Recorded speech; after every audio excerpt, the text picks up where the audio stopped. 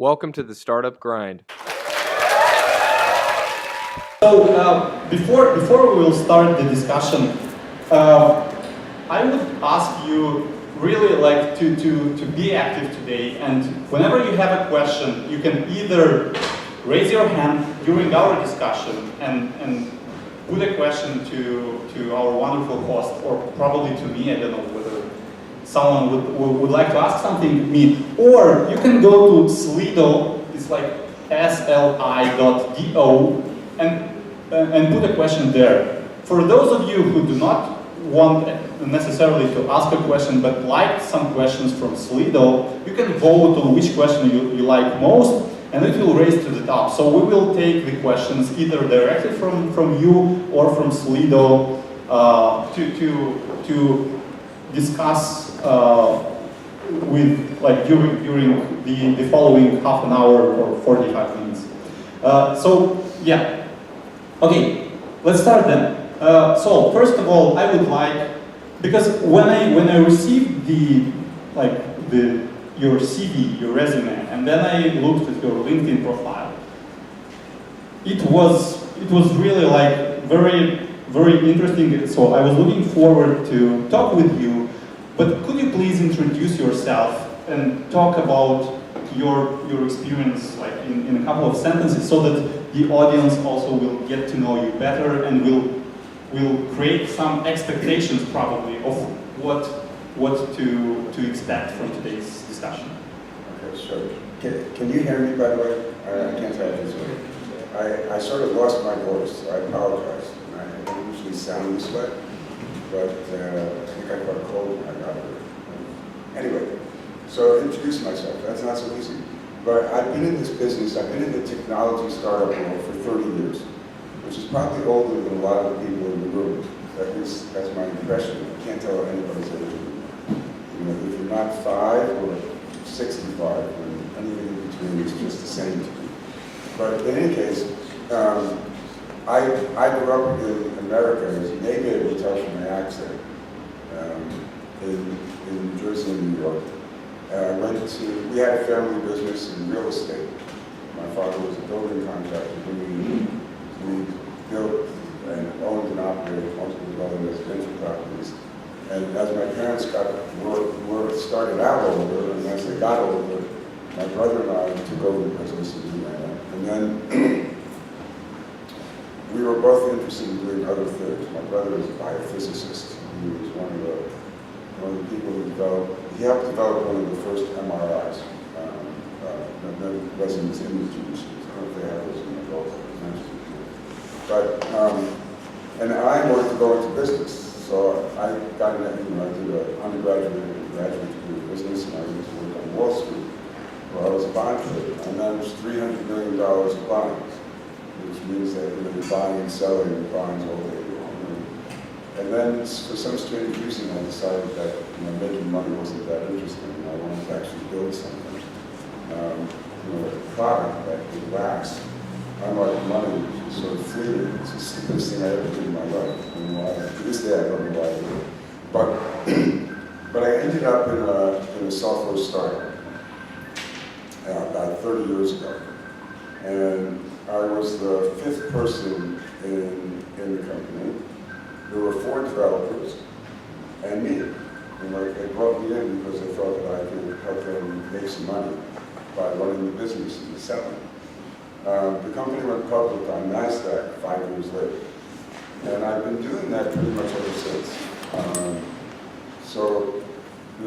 My career in the tech world has taken on different aspects. Like I've done different things in the tech world.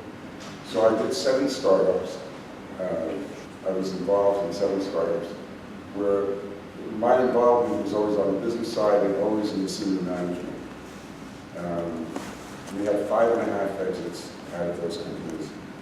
I did 6 years of turnaround work. Does anybody know what turnaround work is? By the way, we'll make this interactive. Turnaround work is when you work with a failing company and you help turn it around and make it successful again. So over the course of 6 years, we did 11 companies. 6 of them eventually had exits. Our model was to work for 6 months only. So we the guys who got them off the operating table, resuscitated them, and handed it over to somebody else to continue. And after that, I was a VC for 2 years.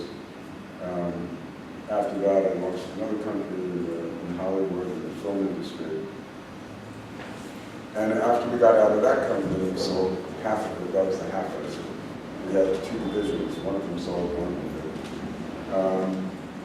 And then I moved to New York, and I was involved in something called social entrepreneurship.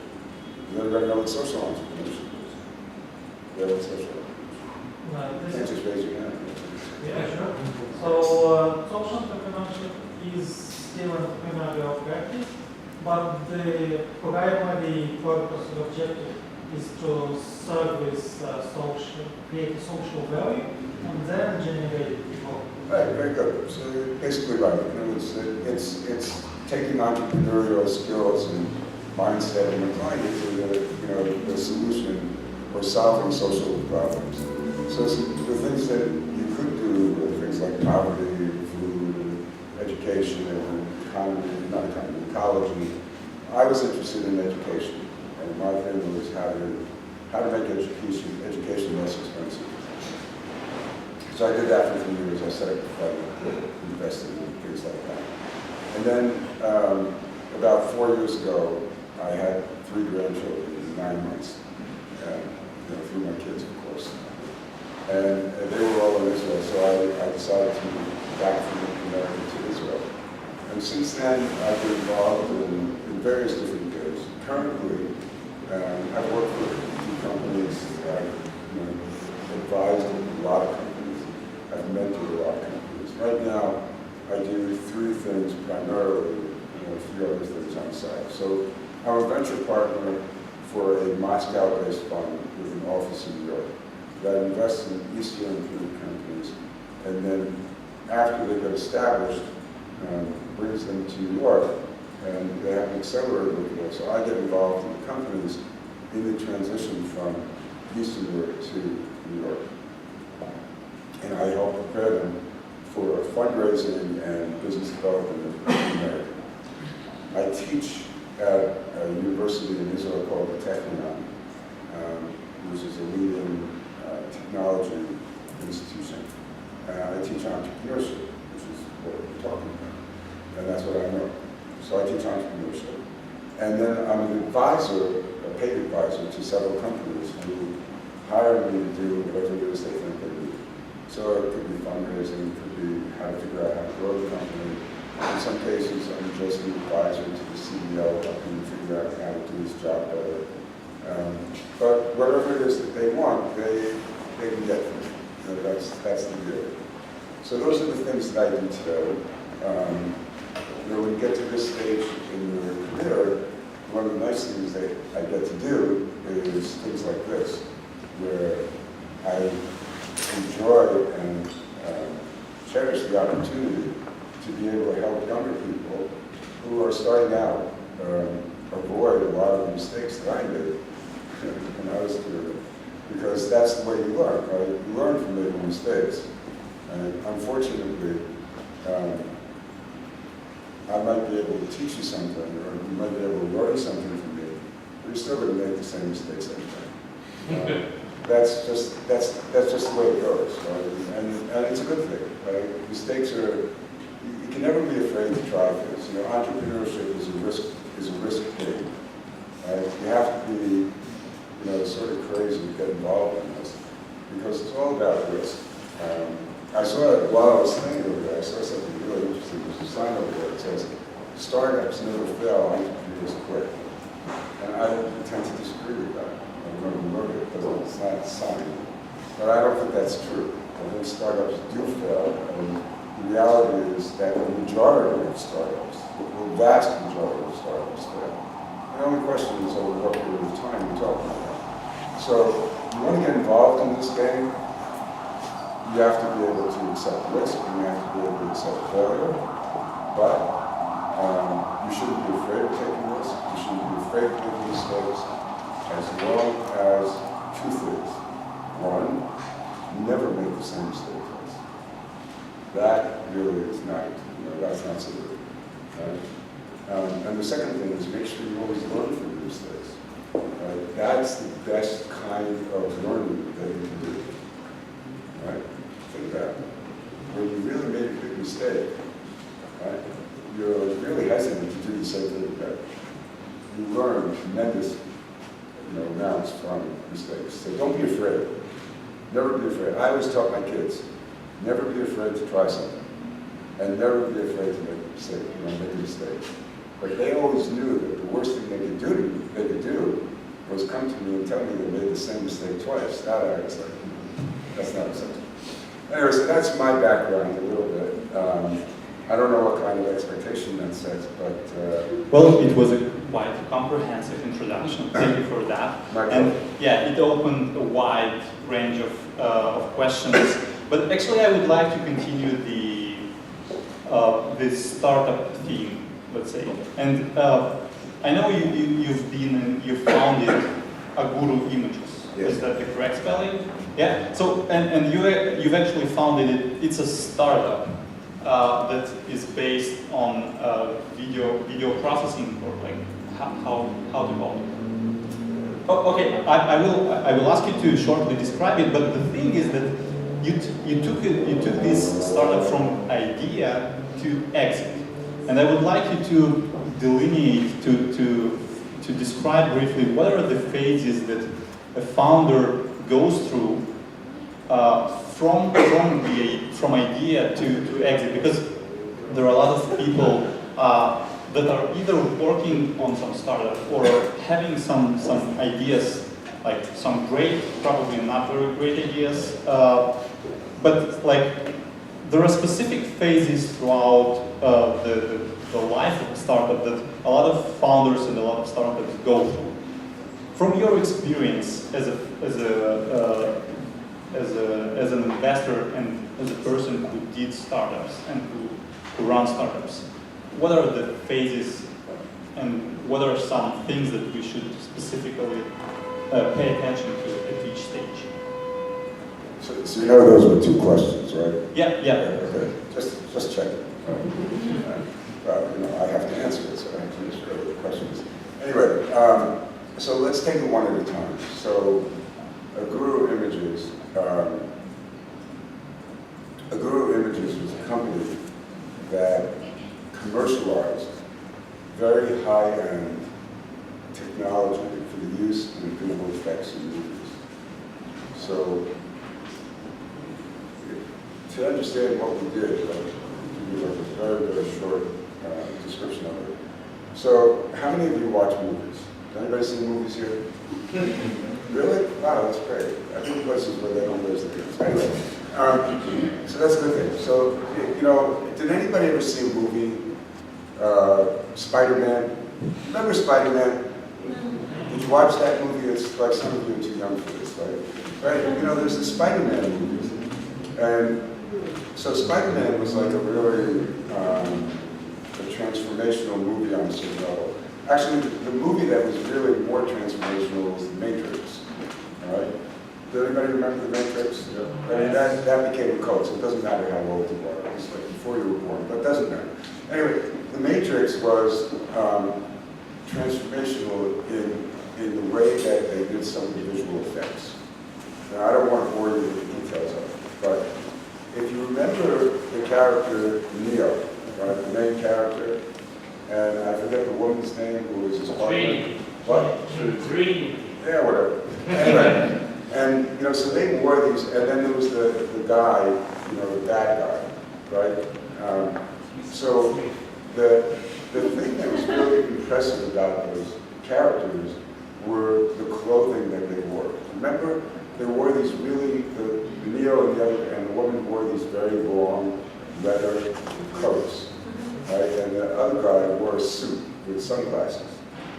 So the thing that they did in order to make it look so real was they rented a machine, which technically is called a goniometer. It doesn't really matter, but it's called a goniometer, and it was used by a major defense contractor in California to create stealth paint.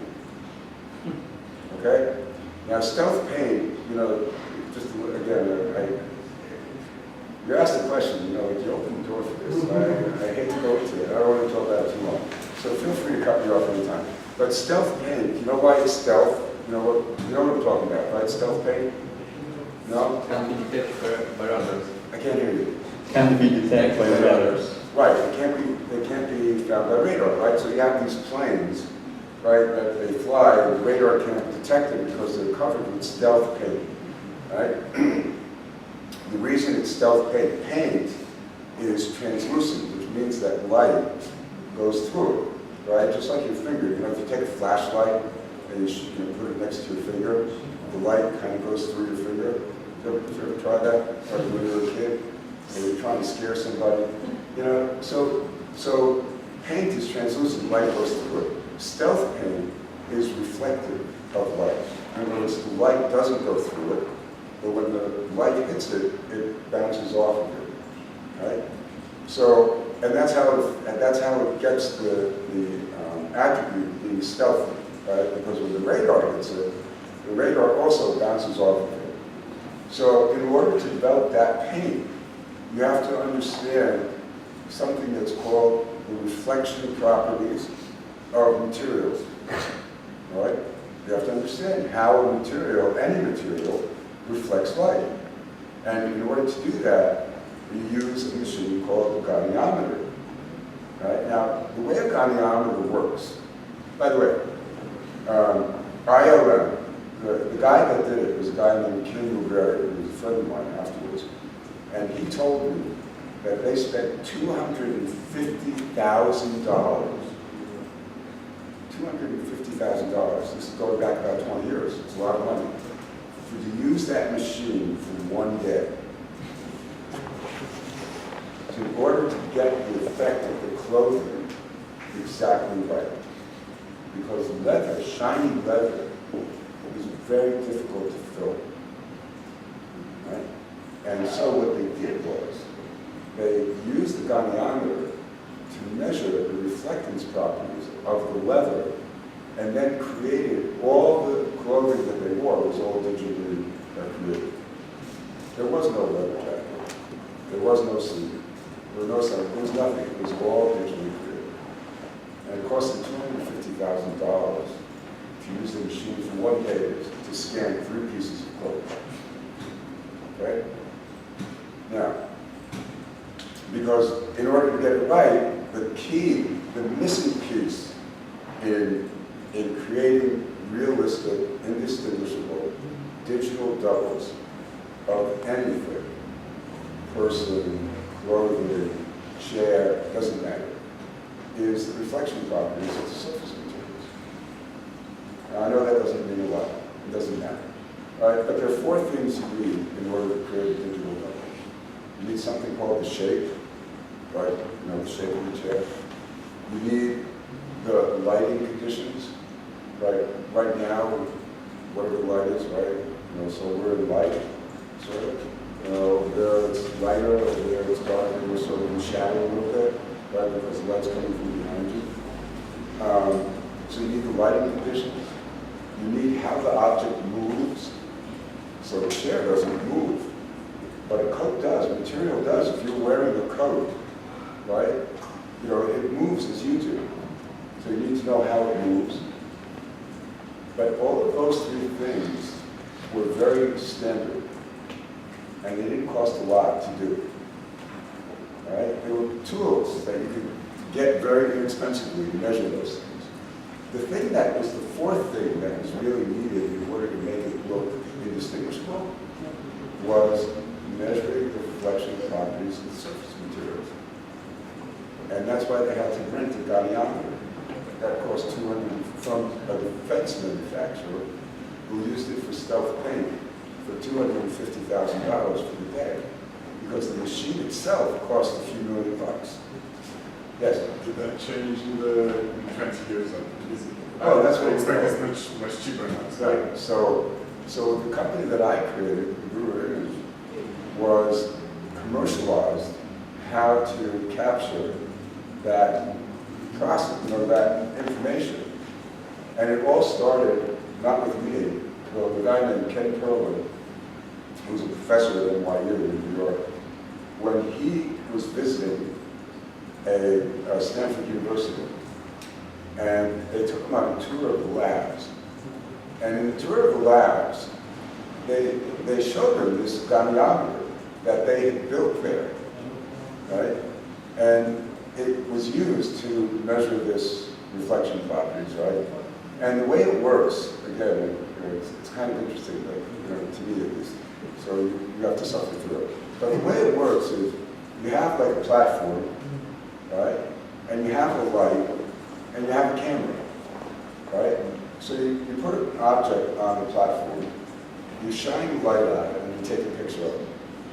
You move the camera 1 degree, shine the light, take a picture. Move the camera 1 degree, shine the light, take a picture. Move the camera 1 degree, shine the light, take a picture. You got the idea? Now, after you've done that 360 times, you move the camera 1 degree down. And now you do the whole thing again, until you've done it 360 times by 360 times. Now, after you've done that, now you move the light 1 degree and you start again. And that process takes a day, 24 hours, or 25 hours, depending on what it is. Now, if you're trying to do butter, which was a favorite of academics, you had a real problem because the butter melted under the light. So you needed to have it in a refrigerated room that froze the butter to a certain degree. So it wouldn't do it. That's, really getting off track. In any case, Bill Cannon was visiting Stanford, and he saw this thing. And he said, wow, why can't we do that with a kaleidoscope? So he built a device based on a kaleidoscopic neural grid that did the same thing in 3 seconds. So he took a process that took 24 to 25 hours and reduced it to 3 seconds. Now, I saw that. I was on a tour of Ken's lab, and he shows me this thing. And I was like, well, that's kind of cool. Like, you see the demo, and they hit the button, they shine the lights, there's a beep, beep, beep, beep, beep, beep. 3 seconds later, it's over. And then you get a little film of this piece of fabric that's very intricate, waving around and, in the air and stuff like that. And it looks really real. It's very realistic. And I was like, I didn't get it. I was like, okay, so what, right? So I said, how did you come up with the idea for this? And he told me about this story about Stanford. And I was like, I don't know what it is, but I think there's a value proposition in here. If you can take something, a process that takes 25 hours and reduce it to 3 seconds, we actually got it down to 2. That means you can translate that. There's an old expression, maybe in Moldova they say it, and that's time is equal to money, right? So I basically licensed that technology from them, not created it. And we built a company around that capability. Okay. That's how it got started. Yeah, thank you. Regarding actually the value proposition and to connect it to the reality we have here, so can you tell us in how many startups did you invest throughout your career? Wait, explain the question. Sorry, like in how many startups did you invest as an investor? As an investor? Yes. Me? So you asked a question before, which I didn't answer yet. I'm going to answer that and I'm going to answer this. Okay. So you asked what are the things that you look at to invest in, right? What are the criteria that you look at as an investor? Which is sort of like the same, then it's how many do you invest in? I got really sidetracked on the Google question, I apologize. No, it was quite interesting, but we have limited time. So I'm going to keep going. So, as an investor, when you're looking at a company to invest in, let me take a step back. So, venture capital, right, which is what you're really asking about, used to be about risk, it was risk capital. And the reality is that it still is. But there are different kinds of risks today. But there will always be different kinds of risks. But let's talk about different kinds of risks. So if I asked you, I'm not going to ask because we're running out of time, but if I asked you, like, what kind of risks are there in a company? So the first risk would be called R&D, right? You have to research and you have to develop, right? That's why it's called R&D. But that's a risk, right? Because you can do research and it may not pan out. You can do development and it may not pan out. So there's research risk, there's development risk. And now let's say that you actually were successful at that, right? So after that, you have to market your product. So there's another risk called market risk, right? The risk of being able to sell. Now, in the old days, venture capital was really about risk, right? It was really at the beginning stages. But these days, most venture capitalists don't really like early stage risk because it's too risky. Which is a sort of contradiction in terms when you think about it, right? That's the whole idea, is to take risk. But the business of venture capital is not to take risk. The business, I'm going to say it again, the business of venture capital is not to take risks. The business of venture capital is to provide a return on investment to your investors. Right? Now, the greater the risk, theoretically, the greater the reward. But being conservative, and historically, most of the industry has not done well. Believe it or not. In other words, you hear all about the companies that have unicorns and have huge exits, but they're a very, very small portion of the companies that get invested in. The vast majority of the companies fail. It's like similar with all the people say, well, I dropped out, and there is Steve Jobs that dropped out, and Mark Zuckerberg that dropped out, but we don't know how many dropouts who work at McDonald's are today. Right. So, if you take a look at a typical average venture capital portfolio, so the numbers are that VCs typically invest in 1% of the deals they look at. So if you start with 100 companies, it's 110-1. That's the way it works, right? You start with 100 companies. You're going to take a deep dive into 10. Out of 100, 10% are the ones that you're going to look at in a serious way. And of the 10, you'll invest in 1. Maybe 1.5. Maybe 2. But that's it. Right? So if you look at an average portfolio, the average portfolio today, again, the business of venture capital is not risk. The business of venture capital is return on investment, right? How does venture capital work? So I go to a bunch of different investors. I want to set up a fund. And I say, listen, why don't you invest in me?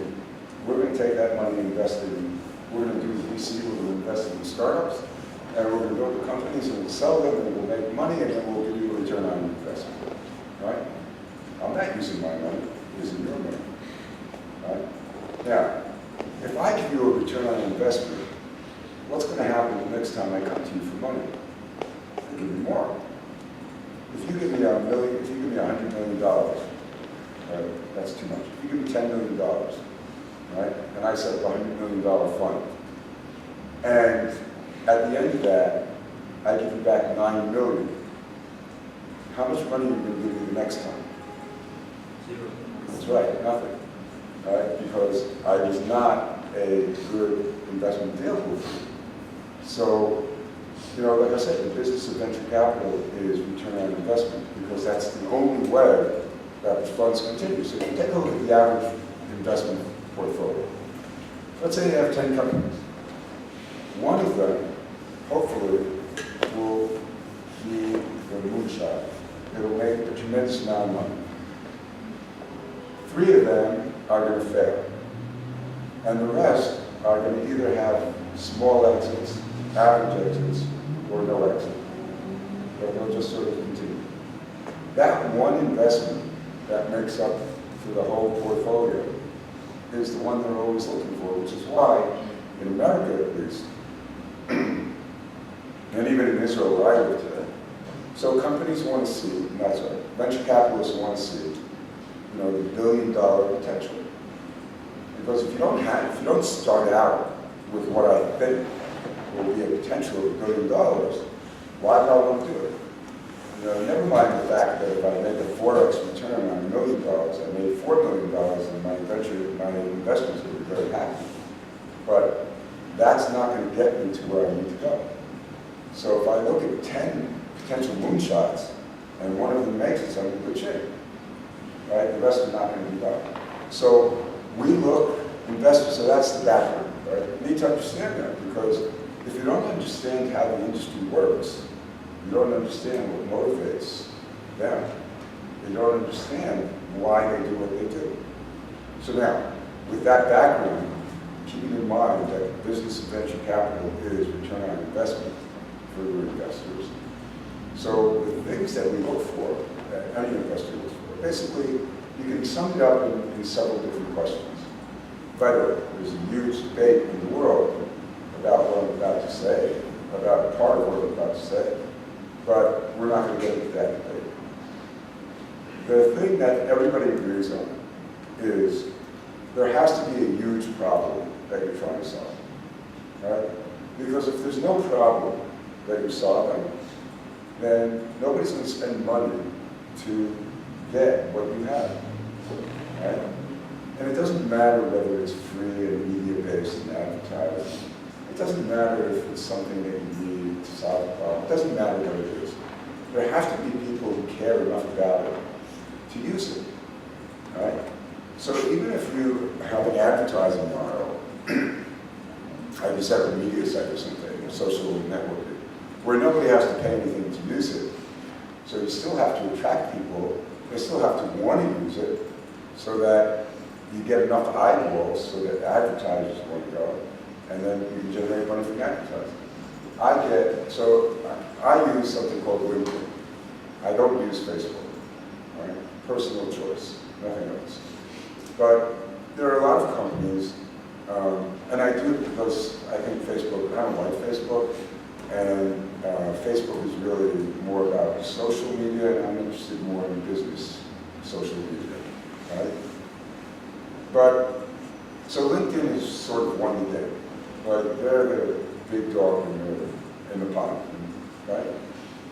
But I get a lot of invitations to join new networks, right? Because people want to compete with LinkedIn. And so they try to attract, you know the way it works, right? You sign up and they say, oh, we want access to your address book. And then they send everybody in your address book an invitation to join the network that you just joined. So I always get those invitations and I delete them, because I have no interest in joining all these networks. But why do they do that? Because that's the way they get traction. That's the way they get eyeballs. And even if it's free, you need the eyeballs in order to generate revenue. Right? So the first issue is always, what's the problem you're trying to solve? How do you solve it? Right? Again, no problem, no business. The number one reason that startups fail, 42%, is no market need. 42% of startups fail because there's no market need. Number one reason. The number two reason, which is only 27%, so the gap is huge, right? 15% is a huge gap, is they run out of money, which means that the management isn't really that good, right?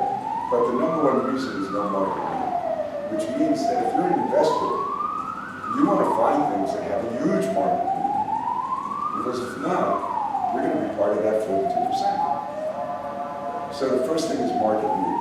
I've said it 5 or 6 times, and I did it on purpose, not because I want to repeat myself, but because I want to emphasize the fact that market need, solving the problem, is the number one huge factor. After that, the rest is debatable. But, for guys who want billion-dollar companies, you need a huge market. So the market size is number 2. Then the solution is number 3. How do you solve the problem? Which is a pretty obvious thing, but you wouldn't believe how many people come after they've identified a really nice problem with big market potential and have a terrible solution, or don't even solve the problem at all, they solve a different problem. So you need to always check the solution as well. So we have market need, we have a problem, market size, solution, and then we have competition. So why should you do this if somebody else is doing it? What makes you different? Why, if you don't do anything different than they do, what do I need you for? Right? How are you going to be better than them? So we call that competitive advantage, right? What's my competitive advantage? So if I happen to have been a semi-pro basketball player once upon a time in my life. So I look at Yuli here, and I see somebody who's taller than me. He looks younger than me, he's faster than me. If I had to play basketball against him today, he'd probably kill me. But once upon a time, I could probably kill him. So it's all about, if I'm thinking about that in terms of, basketball, right? It's very simple to get it, right? You have certain criteria for what makes a good basketball player. And then you say, okay, let's go down the list, right? There's, tall, fast, good eyes, smart, whatever it is, right? In a company, what's the difference? Right, somebody yesterday asked me, excuse me, somebody yesterday asked me, can you compete with companies that have the same products? What do you think the answer is? Who would say yes and who would say no? Who would say yes? Can you compete? You would say yes. Who else? Anybody else? Who would say no? Who would say, I don't really want to answer this question, so I'm not going to raise my hand? Okay. At least we have some honest people there. All right. Anyway, the answer is, of course you can. Right? I can have the same exact product, right, and compete with somebody else. How? In many ways, right? Maybe the service that you give to your product sucks, and the service I give to the same product is great. Well, I would like to jump in here. And Anytime. thank you. By the way, if you have any questions that are to the point, just raise your hand and ask them. But basically, like to this point, what are the mistakes that you see usually startups do when, because it's quite hard right now to come with a unique idea of a product or a service. Mostly all startups are doing something that is already out there, and they try to do it even better or cheaper or something else. But what are the main, or faster, yeah. What are the main mistakes that you see startups do when they try to approach and to outpace competition? So that's a really good question. And the answer is, I think the biggest mistake startups make, and not just startups, big companies also. While I'm here, I'm also at the Tech World, we were having something called Traction Camp. So one of the speakers there was speaking about his experience. And he was talking about a company that he had in Silicon Valley about 10 years ago. And it failed, one right down the tubes. And he was talking about why it failed. And one of the things he said is, our customers were screaming at us that they wanted certain features in our product, and we didn't listen to them, right? So I think the biggest mistake startups make is they don't really understand their customers. They don't really get to know the market well. When I started Guru Images, I had, as I mentioned earlier, I didn't really know anything about imaging back then, right? I became an expert, but that wasn't the point. The point was that before I ever wrote a business plan, in other words, I recognized that there was value proposition, but I didn't really know what it was. I knew that it saved time, but I didn't really know who it was for I didn't know why it was they needed it. I didn't know how much it was worth to them. I didn't know anything. I spent 3 months speaking to 65 different companies, understanding exactly all the answers to all of those questions before I ever started writing a business plan. And then after that, it took me 3 weeks to write the business plan because I really knew the answers to the questions. You really have to get to know the customer. You think he has a problem? You shouldn't think, you should know. How do you find out? You have to talk to them. You have to go out. You have to get out of the room, out of the office, out of the working space, or out of wherever it is that you're in, out of your garage, and go out and talk to the market. And understand from them, you know, is this really a problem for you? If it is, how do you solve it today? What is it about what you're using today that you like? What is it about that you're using today that you don't like? What would you like to use? What would you like to see different in the way you're solving the problem? How much is it worth to you? How would you like to be sold to? How would you like to get support? How would you like 10 other questions? After you've spoken to enough people about what you're talking about, you know, who are relevant, right? Then you start to really understand what your company should be about, what your value proposition is, how much, you know, how much you can charge, how much you can sell, etc., etc. After you know all of that, then you go and do it. Right? I think that most companies, they have an idea, they don't really dig into it enough. This is what I see over and over again. I work with a lot of companies, and this is the homework that I always give them. Get to know your customers, get to know your partners, get to know your competitors, understand what your competitions do, understand what's good about them, what's bad about them, and how you compete with them. Because that ultimately is where your competitive advantage and your strategy is built from. Yes, I know. How do you know when you talk to enough people?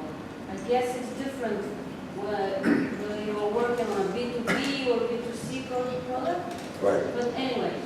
So that's a good question, and it really depends on the problem. Right? So, you know, in my case, in the Guru Food, where I said we spoke to 65 companies, we had a list of 7 different market segments that we thought might be applicable for the technology. It turned out that the biggest market was not the film industry. The biggest market was the design industry, architecture, furniture, cars, clothing, etc. But we were a 3D solution, and the market at that time was still primarily 2D. The guys who really wanted it, the guys who were willing to pay for it, the guys who could use it at that time was the film industry. It turned out that the film industry also set the standard and, you know, for the rest of the design industry. So if you wanted with film, with those guys, everybody else would pick it up. So we strategically chose a smaller market segment in order to win it and then get the larger market segment later. So we were a niche product. So I didn't really speak to a lot of companies at all, right? But if you're a mass market social app or something, you know, I always tell when I'm in places like this that are attached to universities. So I say, set up a table on campus, right? And everybody who walks by, talk to them and ask them. And after you've spoken to 300 people or something, you know, then you'll know. You need to find the patterns of what people say. When you identify the patterns that come back from the answers, like when you start to hear, this is the problem I have, and you start to hear it over and over and over again, or you hear about competitors, they say, this is what they're not doing well, right? When you hear the pattern, if I just speak to 3 people, I don't really know. But I have to speak to enough people to the point where I feel like I've seen the pattern of what's being said, and I can latch onto it. Once I've done that, that's enough. Whatever that number is. Thank you for the answer. By the way, I forgot to mention that on Slido, you have to enter the code D726 in order to enter the event. So please go in and you can vote on the questions. I will ask right now one of the questions from the auditory, and then I would like to ask a question that specifically affects, I would say, like probably 100% of startups here. But yeah, let's take the question from Surin. What was your biggest mistake and what do you learn from it? I will ask you very briefly because I have a question I want to ask you also. Who's Serena? Good, very good question. I have to think about it. I think the biggest mistake I made was marrying my first wife. I guess I have to think about it. But that's not what we meant.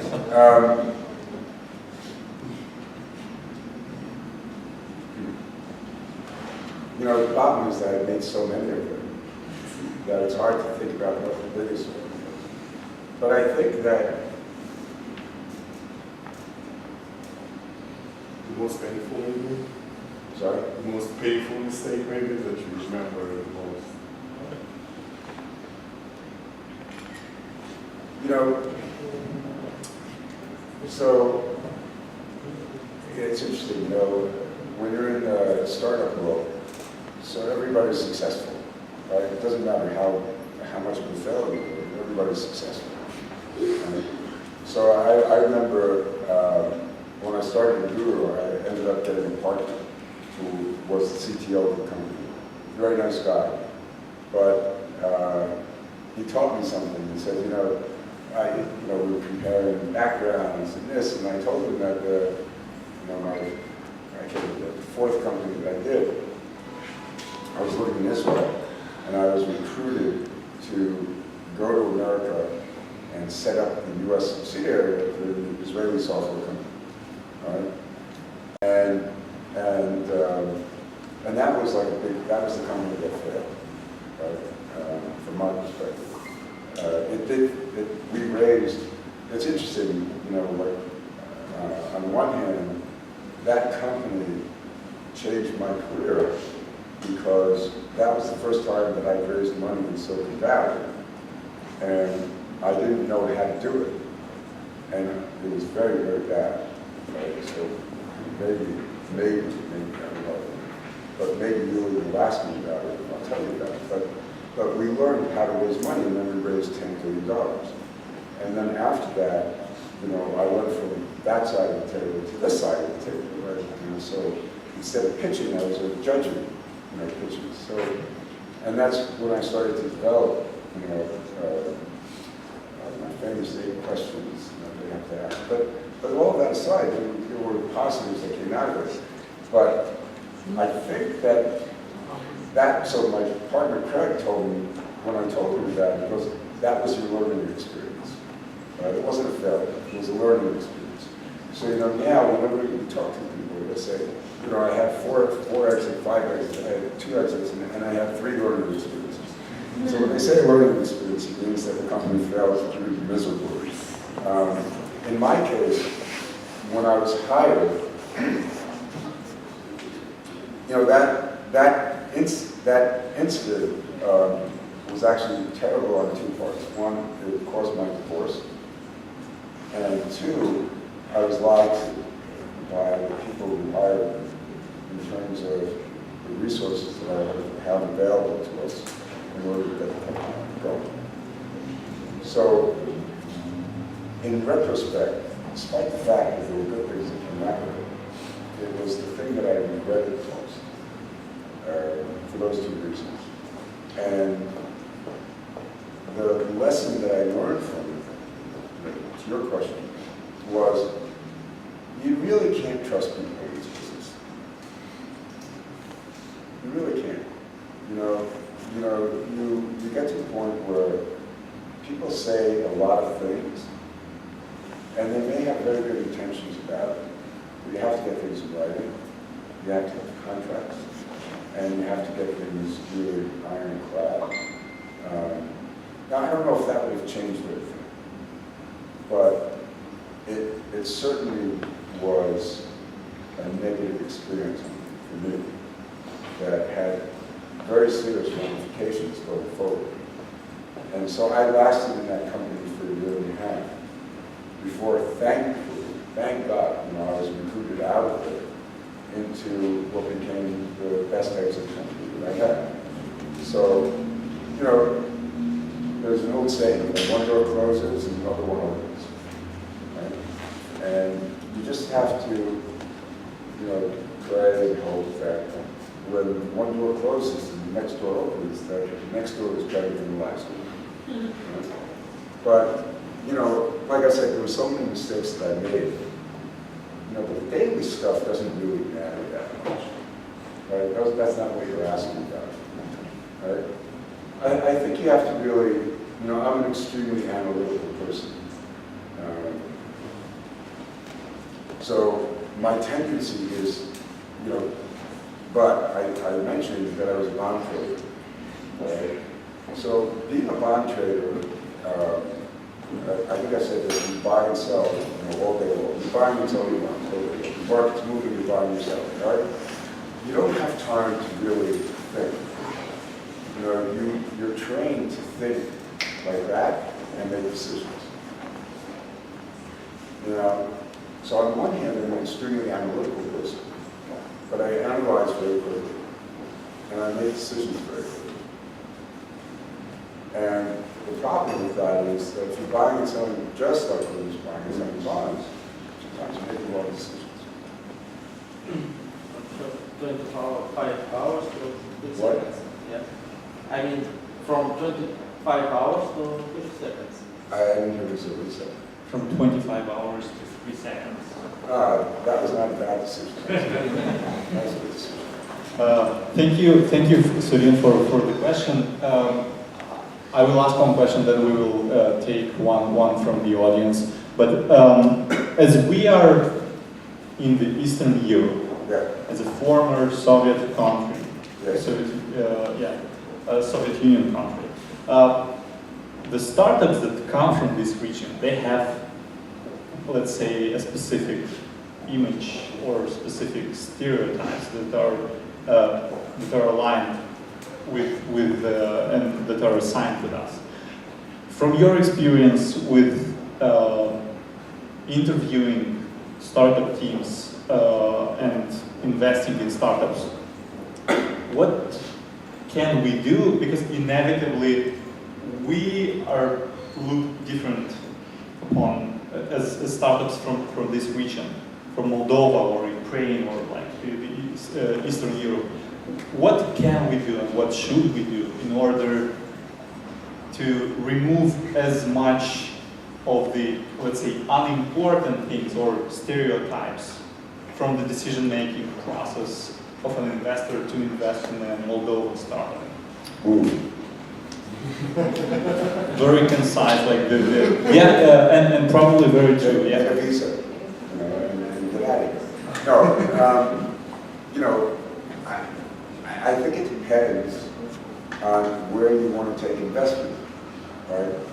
So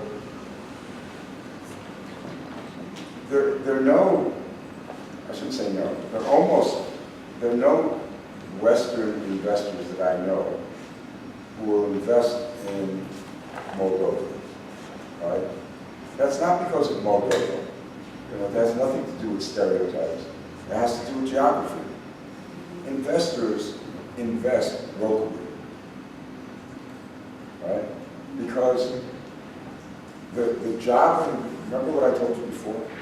The job of an investor is return on investment, right? That's what when you invest, I expect to get a return on my investment. I'm not investing to lose money, I'm investing to make money. So how do I make money? So all the funny stuff aside, I'm involved in the company, right? When I invest in the company, I take a position on the board. I watch over my investment by being involved.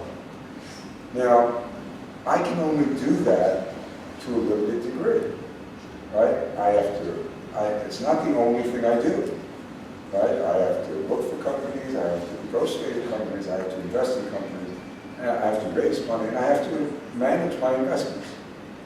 So if I invest in companies geographically dispersed from where I am, how am I going to be able to do that, Paul? Right? So investors typically invest in companies that are local because they don't want to spend so much time traveling to keep an eye on things. So there are exceptions to the rule, right? There are people who do that. But most investors invest locally. So it's not an issue of, so somebody in New York is probably not going to invest in a Moldovan company because they don't even know where Moldova is, right? And it's too far to travel, right? They usually don't invest in a California company because it's too far to travel. So, all the more so someplace in Europe, right? So it's not about the stereotype. The first issue is geography, right? You need to be generally, again, it's not 100%, but the majority, the vast majority of investors invest locally. One second. So it's, so that leads me to, the funny comment that I made is move, right? The problem in Moldova, I think, the best that I've seen so far, is the ecosystem here has not developed or matured enough to develop a local base of institutional investors or VCs who put money into companies. So you have a double problem, right? You have, on one hand, you're a little bit, you're kind of building up the entrepreneurial ecosystem here, but you have to also at the same time build up the entrepreneurial investment ecosystem so that there's a match between the two. And the third piece is places like this in education, qualified workers, right? So it really is all about a complete ecosystem, right? You need entrepreneurs who have ideas, you need qualified workers who can work and develop the products, you need funding to get the engines going and the wheels turning, and any one of those pieces that are missing makes it very difficult to move forward. So in the end, move. You have to go someplace where they will do that, or find a company like Starter that might be interested. They invest in Eastern European companies that have similar cost bases to what goes on here, right? But those are the only two choices. I don't see it any other way. Okay, thank you very much. We have time for one only question, and then we will proceed to networking. Yeah. I want to ask about competitive advantages in tech companies. What do you think? How hard it is nowadays to maintain a competitive advantage in a tech startup when you have big companies like Google, Facebook that can copy different features of your product quickly? Is it getting harder and harder, in your opinion, compared to, 10 years ago? Do you see a trend? Or? Yeah, that's a good question. And I don't really know there's so many different answers to it. It's hard to come up with the one right answer. But, there was a small company called Intel. I don't know if anybody ever heard of it. Intel, have you heard of Intel? Okay. So there was a company called Intel. The guy who ran it, right, the CEO of the German, was actually a Hungarian fellow named Andy Grove. You've heard of Andy Grove? Yes? Yes, he If has you a happen to look him up. Anyway, Grove. So he wrote a book called Only the Paranoid Survive. Right? And in it, he said, listen, Intel was, and probably still is, the world's leading company in chips. Right?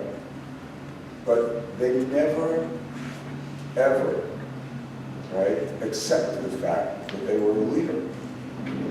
They always acted with the mindset that their window of opportunity, right, their competitive edge, you know, the distance that they had between them and the next company was always going to close. And so the thrust of this book, Only the Paranoid Survive, was really the answer to your question, right? That the key to fending off the competitors is constant innovation. What about disrupting human?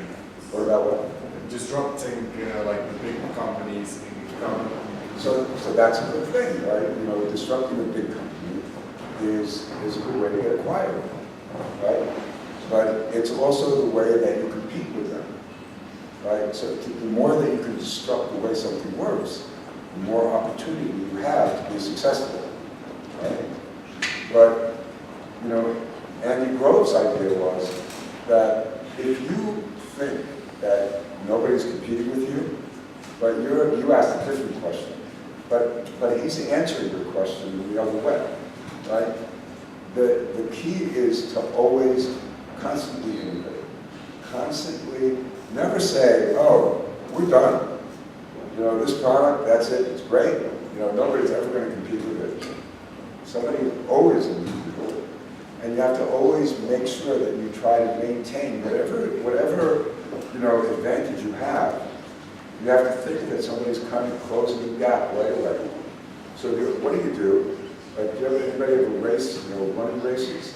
So if you're running, you know, you get a little advantage. You run faster because you look behind you and see the guys chasing you, right? Or if, you know, somebody's chasing you to beat you up, right? You run even faster. So it's the same idea. You know, you keep innovating to try and maintain that edge and keep your distance from everybody who's chasing you. And that's the only thing you can do, right? There are stories about Microsoft, to your question about what happens if they copy you. So, you know, everybody talks about patents and stuff like that. I'm not a real big believer in patents. I think it's important to have if you can get it. But if you know anything about patents, it's easy, I shouldn't say that, it's inexpensive to actually get a patent. Now, when you're a startup and you don't have any money and they say, listen, it's going to cost you $5,000 to get a patent, you think, wow, that's a lot of money. But I want to tell you something, that's really not a lot of money.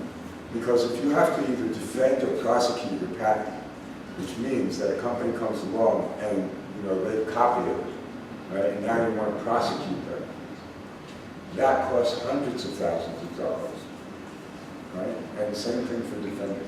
Patent lawyers, who I know a lot of, right, they don't mind doing the patent, the initial filing, very cheap. Because that's not how they make their money. They make their money when they have to go to court, right? There are stories about Microsoft and Oracle and what was that company called? I forget the name, right? But there's stories about, you know, Microsoft in particular, which would, you know, steal something from somebody, literally, right? And then they would, you know, the company would sue Microsoft. Okay, so I'm a startup. Right? I've got a couple of $1 million in the bank, right? And I'm suing Microsoft that has, you know, tens of billions of dollars in the bank, right? I win the case when I bankrupt the company in the process, right? Because the legal fees of suing Microsoft are astronomical. And it's not, you know, it's not unheard of. It's happened more than once. So you have to really be careful, right? That's why Andy Grove says the only thing you do is constantly innovate and stay ahead. And hopefully, if you can build up enough market share, enough loyal customers who will stick with you, then you just keep going. That's the best thing to do. Okay, thank you very much. One last thing to do before we will officially close today's event is a thing we do at each Startup Grind event. So those people that want to tell or that have a need and want to tell who they are and what need do they have. So they can just raise, I will give them the mic. You have to tell your name, where are you working, and what do you need, so that in case there are people that can offer you some help or solve your problem, they can just approach you later and you can talk and get things done. So if there are any, actually I will start myself probably. Again, my name is Julian. I work at I have a recruitment startup. We are working with my partner Eugen, and we need marketers. If you know any marketer or you're yourself a marketer, please approach me after the event or Eugen. We would like to talk to you, so we need to do some things in marketing for our startup. If any of you also would like to tell who they are and what their needs are, so just feel free to do that. But please just stand up. Okay, so my name is Victor. I work at the company International Travel Network, which is we deal with airline tickets, we sell airline tickets. And if anyone has any advice of how to sell better, feel free to approach me and give me any advice. Yeah, that's it. Thank you. Anyone else? No? Don't you have problems to solve? Okay. So no startups. Yeah, of course. My name is Saul. You may probably know that by now. But, I just want to tell you that I very much enjoyed being here and speaking to you. And I'm not leaving right yet. So if anybody wants to continue the conversation after we get out, you're welcome to come over and talk to me. Okay? Yeah, that's actually, on this note, I would like to end today's event and to tell you that indeed Saul will be here for a couple, I don't know, 10, 15 minutes more. Whatever it is. Yeah, we still have some pizza, some drinks. Feel free to stay here, to network, to come by and ask Saul the questions that probably you wanted to ask but didn't. And yes, unfortunately, yeah, that's a great question to continue our discussion, but already with people who are still interested here, and because probably, like, we have 1 hour, we know that some of you probably have other plans. Everybody's fine to hear the answer? Okay, Social pressure. What was the question? yeah, regarding what are your thoughts on investing on cryptocurrencies? In cryptocurrencies, like the Bitcoin.